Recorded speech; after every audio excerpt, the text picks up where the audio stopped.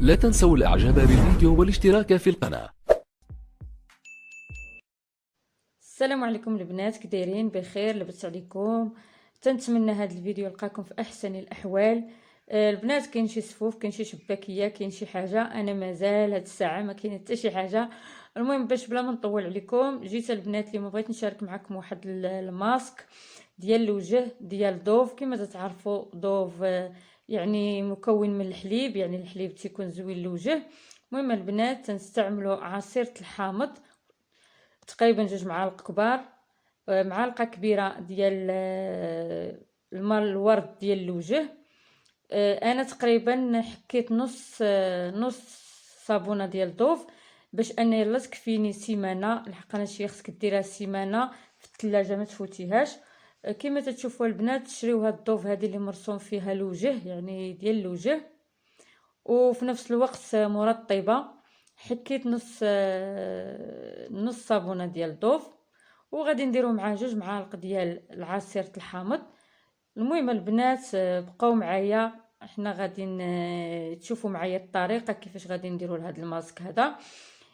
هاد الماسك هذا البنات زوين مرطب ومبيض، يعني زوين بزاف. وواحد النصيحه البنات اللي عندهم الحساسيه من الحامض، ممكن يعوضوه بعصير البرتقال، حتى هو فيه فيتامين سي كما تعرفوا، حتى هو مزيان للوجه.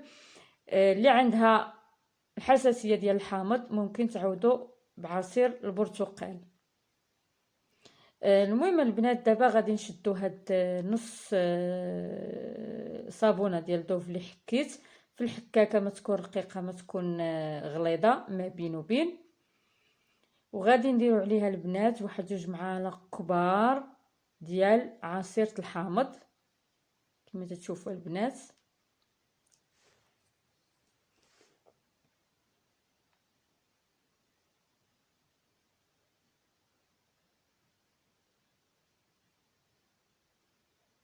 غادي نخلطوها مع الصابون دوف اللي حكينا، وغادي نزيدو عليه واحد المعلقه كبيره ديال الماء ورد.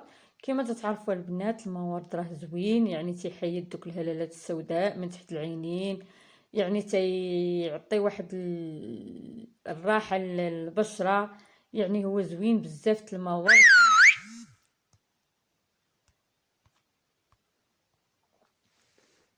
غادي نخلطوهم البنات كاملين ب3.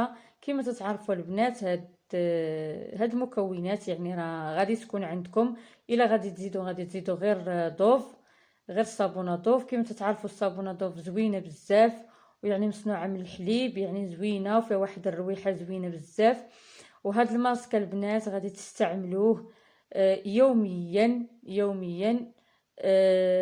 يعني اللي عندها الوليدات ولا اللي عندها يعني خدامه او ما عندهاش الوقت بالنهار، يعني كما تتعرفوا الماسك خاصك تكوني يعني ديريه وتمدي، يعني تبقاي مرتاحه، ما تهضري ما تغوتي ما حتى شي حاجه.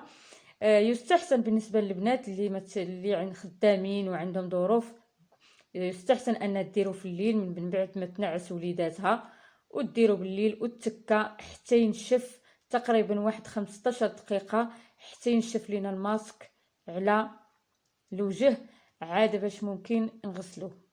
المهم البنات كما تتعرفوا دابا هاد الخليط احنا خلطناه، وغادي نخليوه دابا البنات. دابا انا درتو في الصباح وغادي نخليه حتى العشيه، حتى داك الصابونه انها تشرب الماء ورد وتشرب لينا الحامض وتعطينا كريمه عاقده. غادي نخليوها البنات، انا غادي نخليها حتى العشيه.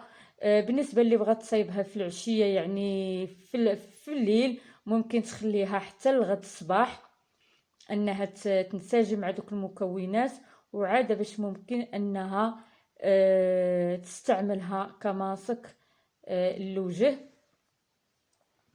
كما تتعرفوا البنات هاد الماسك ولا لا وحق الله قسما بالله الا زوين بزاف، وانا كنت متبعه واحد الوقت، ولكن لي ظروف والخدمه كما قلت لكم والتربيه وهذه ما بقيتش درتو، ما بقيتش اعتنيت براسي. المهم البنات كما تشوفوا عندي هاد الحامضه، ملي تتبغيو تعصروا الحامضه يعني ممكن انكم ديروها مع مثلا قدامكم شي طبله ولا قدامكم بوطاجي ولا شي حاجه باش انها يخرج لكم الماء ديال الحامض. غادي تستعملوها بهذه الطريقه البنات هكا، يعني غادي ديروا لها هاد الطريقه البنات، ديوها وتجيبوها باش ان داك الماء اللي في الحامض فاش نبغيو نعصروا الحامض يجينا ساهل، وداك غلقه وداك عصير ديال الحامض البنات. هاد الطريقه ديروها في اي حاجه كنتي باغا تستعملوا فيها الحامض. والمواد كما تتعرفوا عفوا صابونه دوف كما تتعرفوا، صابونه دوف راه زوينه بزاف، يعني الا ما نفعاتكمش راه ماشي غادي تضركم. وهذا الماسك ما فيش شي حاجه لانها غادي تضر الوجه الا الحامض. اللي عندها حساسيه في الحامض تنعاودها ونقولها انها تعوضوا بعصير برتقال. يلا بسلام عليكم حتى العشيه نتلاقاو. المهم البنات حنا دابا وصلت العشيه، لقيت الكريم ديالي ولا الوصفه ديالي يعني ولات بحال الكريمه، عقدات مزيان كما تشوفوا البنات، يعني شربت داك المورد وشربت الحامض.